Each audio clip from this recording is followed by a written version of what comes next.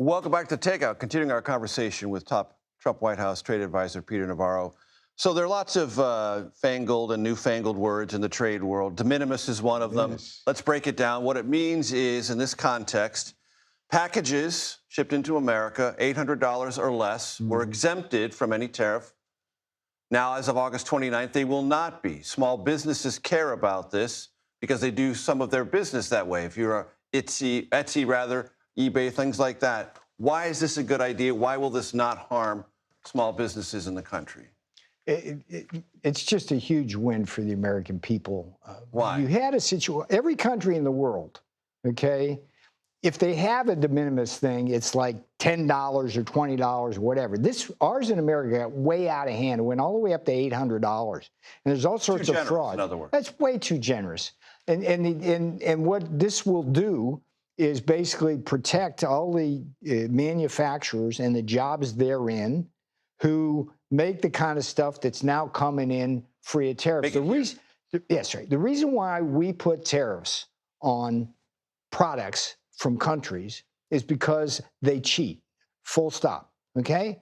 And when they cheat, products come in, they steal our jobs, they shut down our factories, wages go down. So the logic of tariffs is to stop that. But when you provide this giant loophole, I mean, this loophole is the biggest loophole in trade law because it's like $800.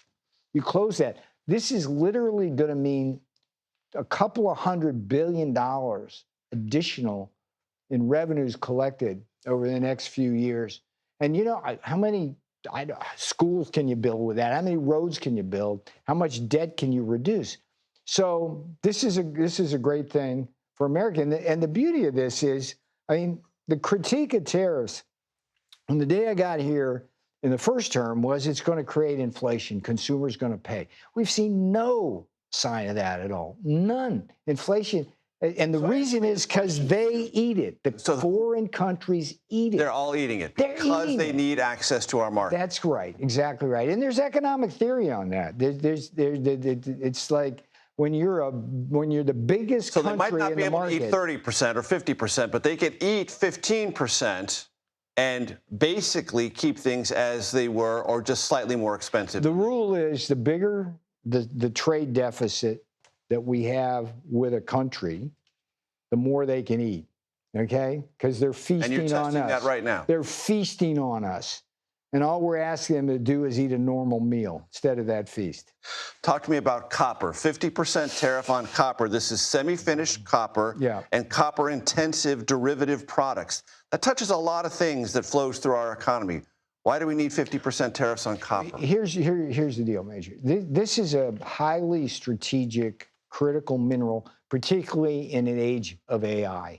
Okay, we're going to, in order to benefit from artificial intelligence, we're building all sorts of new kind of things to service that, whether it's the power plants or whether it's the data centers and everything in between. We need copper. Now, we used to be an exporter of copper, but this is yet another example, and I could literally sit here and give you about 30 of them, of how China has used unfair trade practices to commandeer a critical part of our economy. Hollow it out. What they do is they dump the products into our markets below cost, drive our folks out. And they have the advantage where if we want mines, and say in Arizona, we have really cumbersome regulations and things like that, very hard to get mines built. They come in and they just wipe us out. What this executive order will do was completely revive our copper industry. We have plenty of copper here to meet our entire domestic demand. So this is a really important way of incentivizing a renewed production and exploration. And what we learned from pharmaceuticals in the pandemic, and what is that we're vulnerable. What we learned just recently with rare earths and the magnets, which are a critical part of Apple phones and autos and everything in between, is that when other countries like China have the capability to withhold that supply, they can engage in coercion of us. So with this copper thing, We're going to see an EO on 232s coming out on pharmaceuticals. That one's moving down the road. We've already done autos. We've done steel. We've done aluminum. All of these things to make America great again.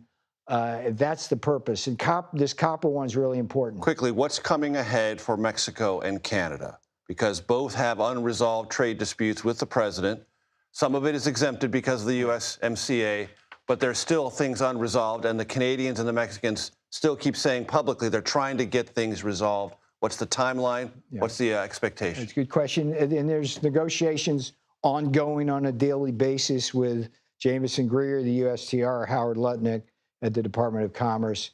Scott Besson, depending on the country, gets involved as well. My role in all of this is to do the analytics behind to see kind of what the best deal would look like based on the specific country. So what I can tell you here is our problem with Canada is that as much as we love the Canadians and as friendly as they are, their government has really been sticking it to us for decades. And one of the big problems, for example, is lumber. Okay, all of our lumber is private. Okay, private lands, private companies, this, that, and the other thing. We're having to compete with Canada Inc. All of their lumber is on public lands, and what they do— They're more subsidized. More heavily subsidized, and what they do is they dump into our markets, they shut our mills down, they shut our farm. It's just— so that's a real hot button, but there's other things. There's some farm products like dairy that they stick it to us, and they are just so arrogant when it comes to dealing with them.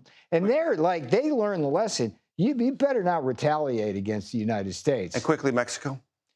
Mexico, boy, that one, we have just a huge trade deficit with them. There's just a lot of things we got to work through, but we're working through them. Let's see what happens. And you'll come back and explain when we know the details. I love being here. I wore a tie for the occasion, but apparently that was the wrong thing to do. Not necessary. Peter Navarro will have you back. Yes, I appreciate it. Thank you very much for your time. Yeah.